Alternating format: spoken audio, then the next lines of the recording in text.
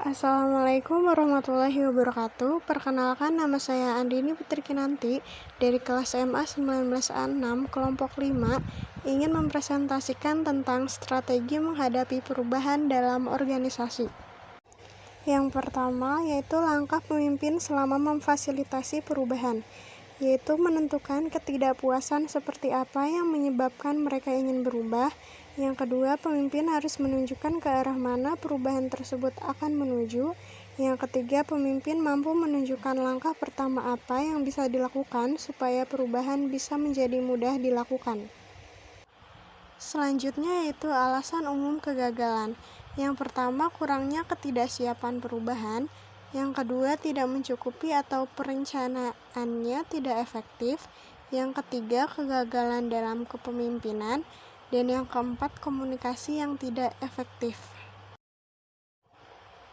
Selanjutnya, menurut Smith tahun 2005, menekankan pentingnya unsur orang dalam perubahan organisasi dan sumber daya manusia organisasi merupakan faktor penting dalam mencapai perubahan. Selanjutnya yaitu kunci mencapai sukses. Yang pertama, memastikan kesiapan untuk berubah. Faktor kunci dalam mencapai sukses perubahan adalah organisasi memiliki fleksibilitas untuk mencapai perubahan dan sejauh mana partisipasi dalam proses tersedia.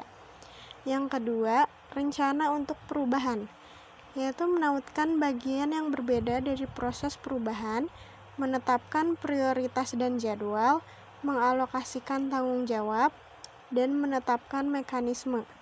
Yang ketiga, memimpin perubahan. Manajer senior dan pemimpin harus memiliki komitmen, visi, dan arahan yang berperan penting dalam membangun artikulasi jalur yang jelas. Yang keempat, mengelola perubahan. Inisiatif perubahan, kemajuan, kemunduran, sumber daya, dan kegiatan harus menjadi agenda rutin dalam mengelola perubahan. Yang kelima yaitu menghadapi penolakan. Harus memahami mengapa dan bagaimana oposisi untuk mengubah dan mengembangkan kemampuan untuk merespons secara efektif untuk keberhasilan usaha perubahan. Yang keenam yaitu mendukung perubahan. Hal yang mendukung perubahan bisa dari staf yang memadai, uang, waktu, dan sumber daya lainnya untuk menginvestasikan sumber daya tidak langsung. Yang ketujuh yaitu hadir untuk faktor manusia. Pastikan kebutuhan atau orang yang mendukung keberhasilan atau kegagalan terpenuhi. Menyediakan rencana, membangun dukungan internal dan eksternal untuk perubahan, pastikan mendapat dukungan top manager. Yang kedelapan, berkomunikasi efektif. Komunikasi harus dua arah dan benar-benar interaktif. Orang harus didorong untuk berkomentar terang-terangan agar didengar dan dipertimbangkan. Dan yang kesembilan, mengikuti, mengevaluasi, belajar. Organisasi harus memiliki manfaat kelak yang harus dicapai dari perubahan yang ditangani, harus ada pembelajarannya. Selanjutnya yaitu menilai kesiapan organisasi. Yang pertama, mengembangkan visi perusahaan secara ringkas dan menarik agar mudah diterima. Yang kedua, melibatkan pemimpin merupakan dukungan paling penting bagi keberhasilan organisasi. Yang ketiga, komunikasi untuk menciptakan pemahaman dan mendorong penerimaan perubahan. Yang keempat, transisi staf adalah pemindahan, pemisahan, dan pengembangan bakat.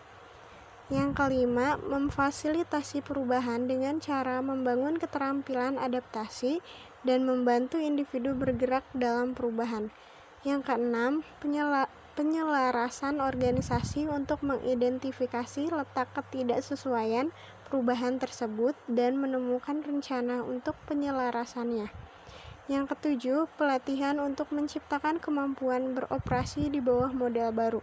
Dan yang kedelapan, memantau dan memulihkan, yaitu mengukur adopsi, kinerja, dan mengembangkan strategi untuk mengatasi masalah. Sekian presentasi mengenai strategi menghadapi perubahan dalam organisasi dari saya kelompok 5. Mohon maaf apabila ada kesalahan. Wassalamualaikum warahmatullahi wabarakatuh.